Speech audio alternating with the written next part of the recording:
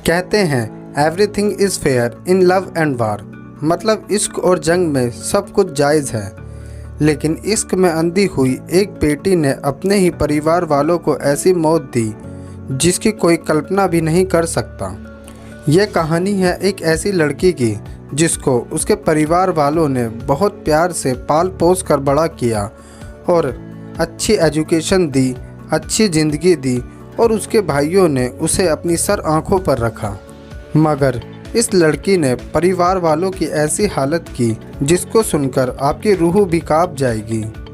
जी हाँ दोस्तों, मैं बात कर रहा हूँ अमरोहा की रहने वाली शबनम के बारे में, जिसने 14 और 15 अप्रैल सन 2008 को अपने ही परिवार के 7 सदस्यों की कुल्हाड़ी से गला काटकर हत्या कर दी। और शबनम अब आज़ाद भारत की पहली महिला होगी जिसको फांसी की सज़ा दी जाएगी।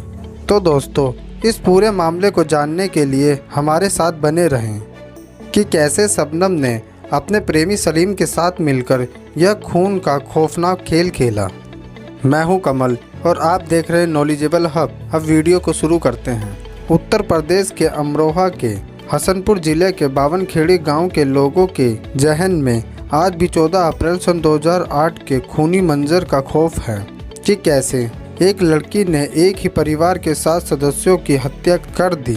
इस हादसे को आज 13 साल हो चुके हैं, लेकिन गांव वाले अब भी शबनम के नाम से खौफ खाते हैं। हर कोई बस शबनम की फांसी का इंतजार कर रहा है। शबनम उत्तर प्रदेश के अमरोहा ज़िले की रहने वाली है। उनके पिता शौकत अली एक टीचर थे और वह पुराने रईस भी थे और आसपास के गांव में उनका बहुत नाम था। उनका बड़ा बेटा अनीश पेशे से इंजीनियर था और उनकी शादी अंजुम से हुई थी और इन दोनों का एक बेटा भी है जिसका नाम अर्ज है। शौकत अली का दूसरा बेटा राशिद मेरठ से इंजीनियर की पढ़ाई कर रहा था। शौकत अली ने अपने बेटों की तरह अपनी बेटी शबनम को भी बहुत पढ़ाया। शबनम ने इंग्लिश और ज्योग्राफी में मास्टर की और साथ ही फिर वह गांव के छोटे बच्चों को पढ़ाना शुरू कर दिया।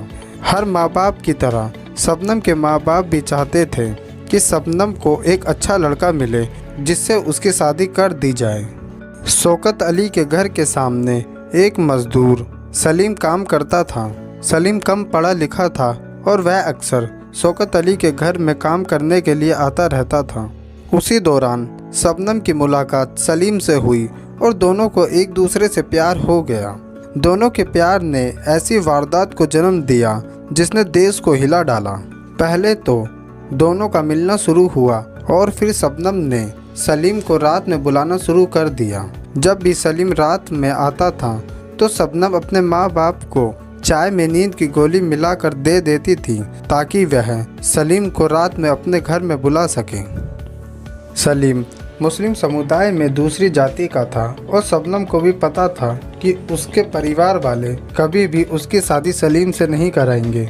और जब शबनम के परिवार वालों को सलीम के बारे में पता चला तो बार बार शबनम को समझाया गया कि वह सलीम को छोड़ दे, लेकिन शबनम ना तो सलीम को छोड़ना चाहती थी और ना ही वह अपने पिता के घर को छोड़ना चाहती थी, क्योंकि शबनम को पता था यदि वह अपने पिता का घर छोड़ देगी तो उसके साथ ही वह अपने पिता की जायदाद से अपना हक भी खो देगी, जो वो कभी नहीं चाहती थी। फिर एक दिन शबनम और सलीम ने पूरे परिवार को मारने का प्लान बनाया। जब शबनम ने परिवार के लोगों को मारने का प्लान बनाया तब शबनम के घर उनकी कज़न सिस्टर रबिया भी रहने के लिए आई हुई थी। 14 अप्रैल सन 2008 की रात को सलीम शबनम के घर आया और सलीम अपने साथ एक कुल्हाड़ी भी लेकर आया था। शबनम और सलीम घर के कमरों में गए और वहां सो रहे परिवार के 6 लोगों की हत्या कर दी। शबनम सो रहे परिवार की ओर टॉर्च करती और सलीम एक एक कर सबका कुल्हाड़ी से गला काट देता। परिवार के 6 लोगों की हत्या के बाद सलीम कुल्हाड़ी लेकर घर से बाहर चला गया, लेकिन शबनम का भतीजा अपने माता पिता को देखकर रो रहा था। उस समय तक सलीम घर से जा चुका था तो शबनम किचन में गई और वहां से एक चाकू लेकर आई और शबनम ने उस चाकू से अपने भतीजे का गला काटकर मार दिया। शबनम अपने आप को निर्दोष साबित करने के लिए अगली सुबह ज़ोर ज़ोर से रोने लगी और शबनम ने पूरे गांव को इकट्ठा कर लिया और इसके बाद वहां मौके वारदात पर पुलिस भी पहुंच गई। पुलिस के पूछने पर शबनम ने बताया कि वह घर के दूसरे कमरे में सोई हुई थी और शबनम ने पुलिस वालों को बताया कि यह हत्या डकैती के इरादे से की गई है और कुछ ही समय में यह घटना न्यूज़पेपर की टॉप हेडलाइन बन गई और इसके बाद ही पुलिस मामले की जांच में जुट गई। हालांकि पुलिस को शबनम की डकैती वाली स्टोरी पर कुछ शक था। इतना ही नहीं, शबनम ने अपनी कज़न सिस्टर रबिया के झूठे लव अफेयर की कहानी भी बताई और पुलिस को गुमराह करने की कोशिश करी। लेकिन हत्या के तीसरे दिन जब महिला कांस्टेबल को किचन में चाय की पत्ती के डब्बे में एक सिम कार्ड मिलती है, वहीं से शबनम के झूठ से पर्दा उठ जाता है। उस सिम की कॉल रिकॉर्ड से पता चलता है कि वारदात वाली रात को एक ही नंबर पर 52 बार कॉल की गई थी और वो नंबर और किसी का नहीं बल्कि सलीम का था। सलीम के नंबर पर ही वारदात वाली रात को 52 बार कॉल की गई थी। इसके बाद पुलिस शबनम को पूछताछ के लिए थाने लेकर जाती है और वहीं पर शबनम सब सच बता देती है और अपना गुनाह भी कबूल कर लेती है। जांच के दौरान शबनम ने बताया कि खाना खाने के बाद रात में उनका पूरा परिवार चाय पिया करता था और शबनम ने इसी बात का फ़ायदा उठाया और सबकी चाय में नींद की गोली मिला दी ताकि वह सबको आराम से मार सके। सलीम ने जिस कुल्हाड़ी से 6 लोगों की हत्या की थी, उस कुल्हाड़ी को सलीम ने गांव के एक कुएं में फेंक दिया था और बाद में पुलिस वालों ने उस कुल्हाड़ी को वहां से बरामद कर लिया। और इस केस में टर्निंग मोड़ तब आया जब मेडिकल बुलेटिन के दौरान पता चला कि शबनम 2 महीने से प्रेग्नेंट है। दिसंबर 2008 को शबनम ने जेल में एक बेटे को जन्म दिया। बेटे का नाम ताज रखा गया। जेल में पैदा हुए इस बेटे को बुलंदशहर के उस्मान सैफ़ी और उनकी पत्नी ने अपनाया। उस्मान सैफ़ी शबनम के साथ कॉलेज में पढ़ा करता था। शबनम का बेटा अब 12 साल का हो चुका है और वह 6th क्लास में पढ़ता है। ताज 6 साल 7 महीने और 21 दिन जेल में अपनी मां शबनम के साथ रहा। अमरोहा कोर्ट में इस केस पर 2 साल 3 महीने तक सुनवाई चली और उसके बाद 15 जुलाई सन 2010 को जज ने दोनों को फांसी की सज़ा सुना दी। हालांकि शबनम ने अमरोहा कोर्ट के फैसले को हाई कोर्ट में चुनौती दी, लेकिन हाई कोर्ट ने शबनम की इस याचिका को ठुकरा दिया और अमरोहा कोर्ट के फैसले को ही सही ठहराया।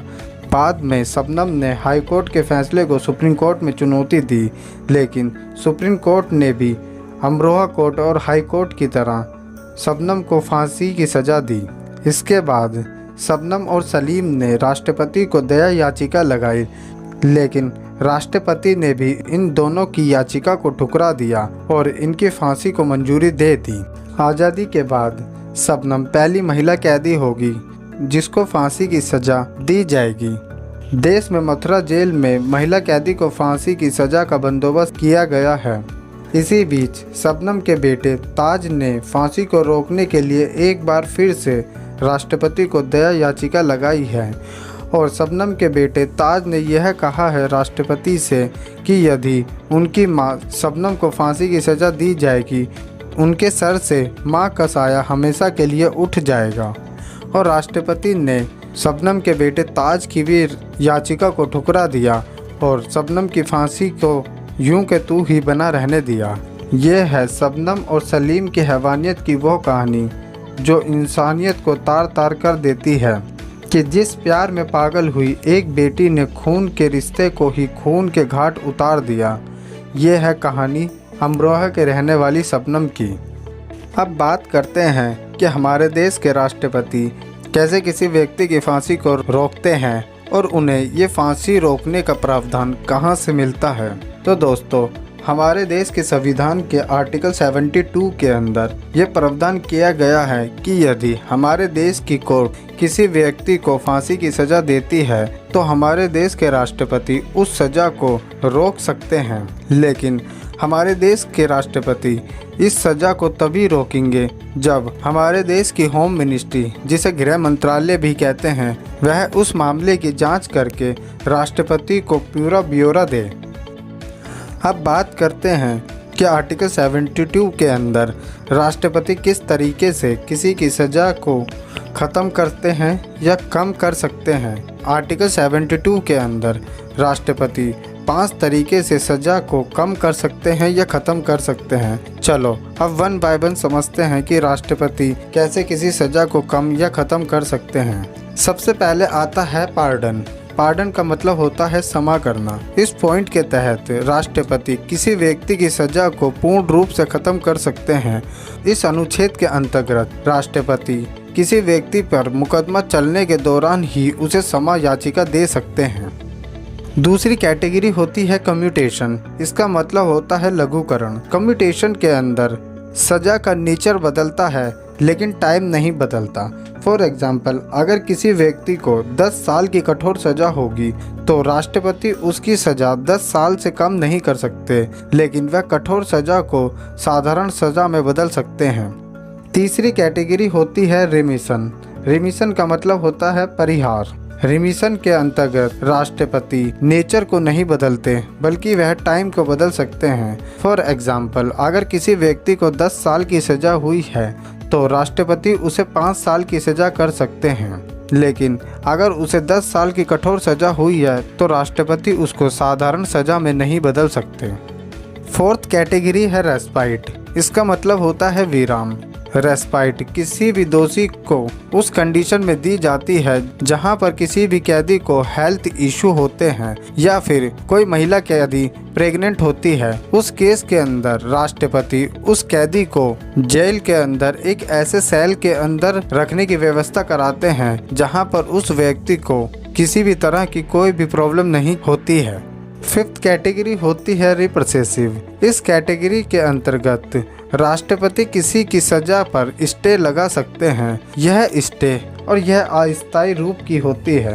अभी शबनम के केस में भी राष्ट्रपति ने लगाई हुई है। इस कैटेगरी के अंतर्गत राष्ट्रपति किसी की सज़ा को रोक नहीं सकते हमेशा के लिए, लेकिन वह उसकी सज़ा को कुछ समय के लिए रोक सकते हैं।